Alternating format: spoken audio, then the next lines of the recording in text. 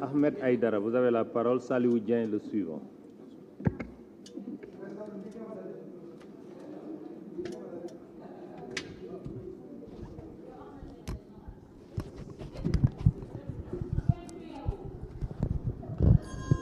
Assalamu alaikum wa rahmatullah. Chers collègues, messieurs les ministres, maa ngi leen di nuyu, monsieur le président. 2 ans ginnaaw bi yàlla dogalee mu wàcc ci nguur gi moom président Abdoulaye Wade dama ko seeti woon Versailles. ñuy def émission mu ne jour bi ma gañee si samay alliés dafa am ñaar ñu ñëw ci guddi gi.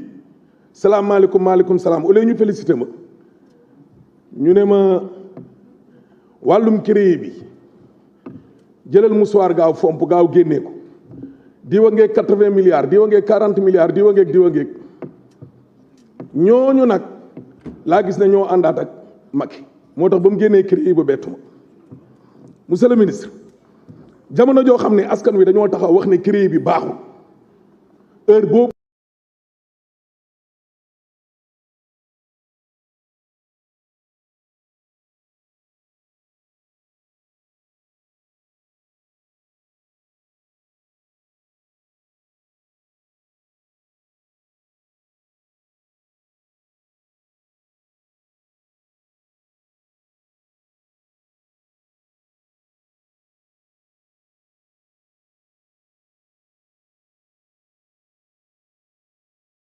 kër Ablaye Wade la wala ñi fi nekkoon OFNAC bi pour ñin la mooy yéen parquet financier bii nag laa xamul pour ñan la waaw mais OFNAC bi tam lan lay jariñ yéen pour buñ ne yéen boo leen fi jugee te comme que nag yéen yàlla dogal na kenn buuxu leen kenn forcé wu leen yéen a renoncé ngeen à une 3e candidature kon yéen dem ngeen yéen moom bokkatu leen kon yéen OFNAC ñu jógee foofu ñu ñëw ci parquet financier bi lé mbaa duñ ko utiliser di traquer tamit ay opposants je m'explique ñaar fukki doomu aadama ak juróom la Macky Sall ak waa këram jël bind leen liste saa yu ma xëy di leen revue de presse rek diw ak diw diw ak diw diw ak diw diw ak diw ñañ ca tëj ci kaso matuñu ñaar kenn ka fekk ne leen ca présidentiel ga kenn ka ministre la kenn ka buy tukki da ko yóbbaale kenn ki daal moo ne maa bañ muy Karim Wade ngeen génnee ko réew ci ñaar fukk ak juróom ci ay doomu aadama te dañ ne woon lu tax ñu songo waa ji mooy niñ ko dénkee réew mi ak alal jéeg yooyu ngeen dem ba ci biir ngeen ne lépp lu ñu dénkoon Karim Wade kat amul dara luñ ci sàcc amul lu bon amul lu dara ñu ne waa léegi kon lan la ngeen ne yori na alalam ji mu yor nii daal lañ njortu ne fa mu jógee daa setul waa te yéen ngeen ne bénéficié wu ngeen ci largesse su baayam waa kuy may koo xam ne yow adoptif rek nga ku faqee koo ci gaño moom nu muy demee monsieur le ministre loolu ba léegi ne xamuñ fu ñu mujjee seen ex ministre premier ministre ak ministre de la justice waxoon ngeen ne créé bi lu tolloog recouvert na lu tolloog 200 ci ay milliards waaw mais milliards tey ngeen xam ne menteuse la yéen a àndoon léegi nag xaalis boobu lañ bëgg nit ñi wax ñu waa créé bi dans léegi nag loolu ngeen dépensé woon yépp ak li nga xam ne jëlee ngeen ko ci nit ñi fan la toll boobay benn ñaar ñi nga xamante ni nii aussi yéen a leen doon yóbbu commission rogatoire monsieur le ministre dépensé ngeen ay milliards dem ngeen Singapour dem ngeen Monaco dem ngeen États-Unis war ngeen Sénégal gi yëpp waa léegi loolu noonu yëpp nag sénégalais aussi bëgg nañ ci nag ab gindi si monsieur le ministre ñuy sàkku nag ñu arrêté di politiser les institutions créé bi ci boppam loolu la fi dund ak Karim Wade ak ñoomin seen ministre affaires étrangères toog na fii ma ne ko ubbi ngeen ambassade Pologne ba nekk ca bu Sénégal ba ca Pologne ndax Malick Gakou kese Amadou Ba xam na li may wax Macky Sall xam na li may wax affaires étrangères xam na li may wax Aïssata Tall Sall et cetera maanaam yéen arrêtez d'utiliser les institutions de la République di mater ay opposants ñu ñëw nag ci wàllum amendement wu monsieur le président Oumar Youm ci alinéa 3 bi nee na la médiation pénale prévue au présent article peut inclure le versement au trésor public d'une amende dont le montant ne peut excéder le montant maximum de l'amende encourue. Son versement peut être échelonné selon un échéancier fixé par le procureur de la République financier pour une période inférieure ou égale à 1 an. Médiation pénale moom monsieur le ministre xanaa tey la baax ak tey la dagan question boobu laa amoon lu ma leen di laaj allahumma salli ala sayyidina Muhammad sallam. Merci, cher collègue. La parole est à notre collègue Saliou Dieng. Rokhaya Ndiaye, la suivante. Merci. Auzubillahi minash shaitanir rajim. Bismillahir rahmanir rahim. Allahumma salli ala sayyidina Muhammadin wa sallim. Monsieur le Président, Monsieur le ministre de la Justice, Monsieur le ministre du Dialogue social, du Travail et des Relations avec les institutions, Mesdames et Messieurs les collaborateurs du ministre, chers collègues, honorables députés. Je commence par prier pour le repos de l'âme du juge Henri Grégoire qui nous a quittés il y a 48 heures.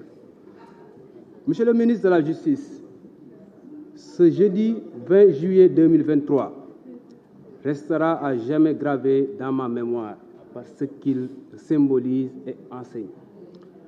L'histoire du Sénégal est en train de se réécrire en lettres d'or. Aujourd'hui, je célébrerai la victoire de la justice de mon peuple, offerte à monsieur Karim Meïssa Wade. Cette victoire couronne toutes les précédentes victoires remportées par le président Karim Wade dans toutes les institutions judiciaires supranationales, y compris le groupe de travail des Nations Unies. Mais de toutes ces victoires, celle d'aujourd'hui est la plus belle, car elle met tous les citoyens du Sénégal à l'abri des jugements scélérats et sélectifs. Monsieur le ministre de la Justice, je voterai la loi que vous avez soumise à notre appréciation, car elle rend à un grand homme, un grand monsieur, un grand patriote, un grand serviteur de l'État, M. Karim Wade, sa dignité qui lui a été confisquée par une cour inique et stalinienne. Monsieur le ministre de la Justice, je vais voter cette loi, car elle corrige des fautes, des torts qui n'auraient jamais dû être commis si on avait écouté et entendu les leçons du président Abdoulaye Wade, sans qui la démocratie sénégalaise serait orpheline de père. Le président Abdoulaye Wade, qui toute sa vie durant a placé les droits de l'homme au début, au centre et à la fin de sa pratique. Monsieur le ministre de la Justice, je voterai cette loi pour que l'image de notre pays, le Sénégal, ne soit plus écornée. Je voterai cette loi pour que notre cher pays, le Sénégal, soit cité parmi les nations où les droits de l'homme sont respectés. Enfin, Monsieur le Président de l'Assemblée, Monsieur le ministre de la Justice, je voudrais vite voter cette loi parce que je veux rejoindre ma place derrière, mes jambes ne tenant plus, car je pense aux énormes dégâts causés par la CREI à Karim Meïssa Wade.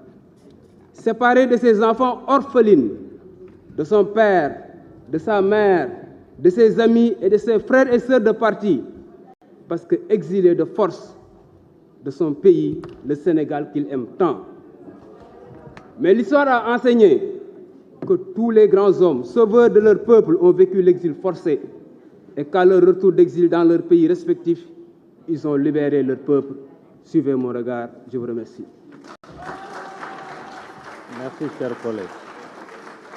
La parole est à notre collègue Rokhaya Ndiaye. Ousmane Thiam, le suivant.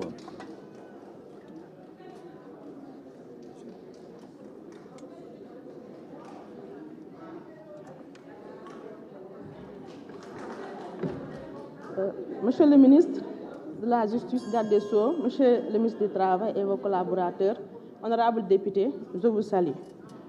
Monsieur le ministre, yéen a fi indi woon CREI ngir topp ay opposants yéen a demaat après 12 ans ne CREI boobu noonu dafa insuffisant ngeen ne da ngeen koy changer donc loolu rek may montré ne si doute ngeen nekk depuis 12 ans mais nag monsieur le ministre may ñëw si li nga xam ne nii moom mooy le pôle judiciaire financier ma am say inquiétude surtout avec l'article 677 92 concernant la composition du pôle.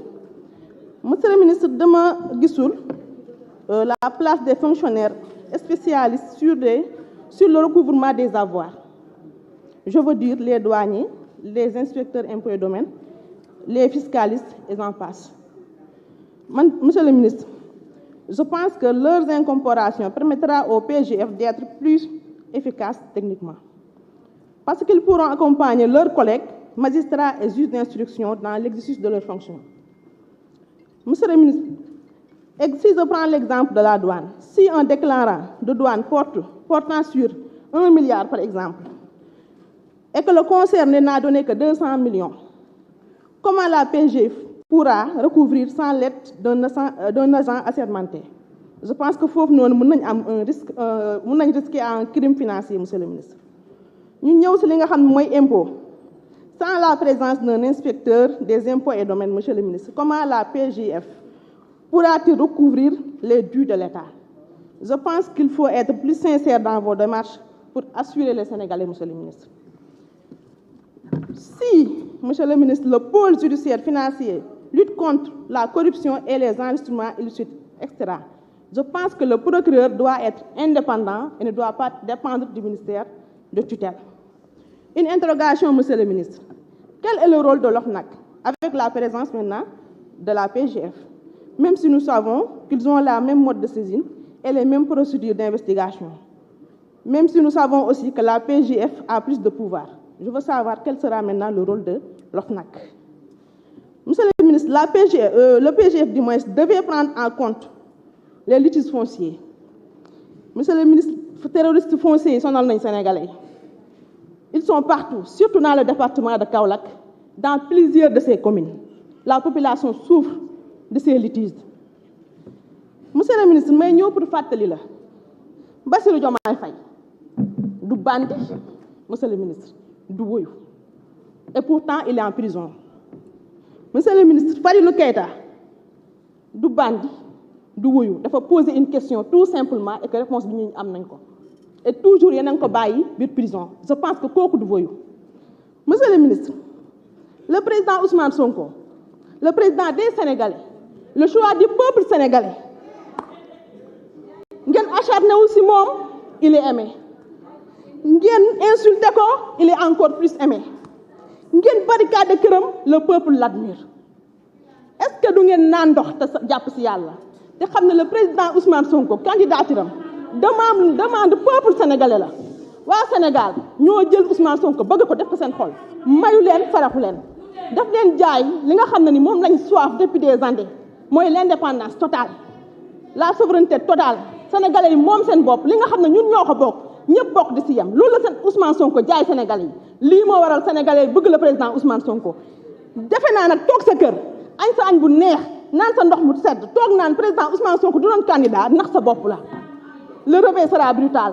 Le président Ousmane Sonko sera candidat et sera le prochain président de la République du Sénégal. ku ko bëgg loolay am ku ko bañ loolay am incha allah rabbi. kon nag noppalu liñ naan wàcc daana sa gën a gaaw daan leen te xam ne le président Ousmane Sonko sera candidat et sera le prochain président de la République du Sénégal. Je vous remercie. Merci, chers collègues. Vous avez la parole, Ousmane Thiam, Ismaïla Diallo, le suivant.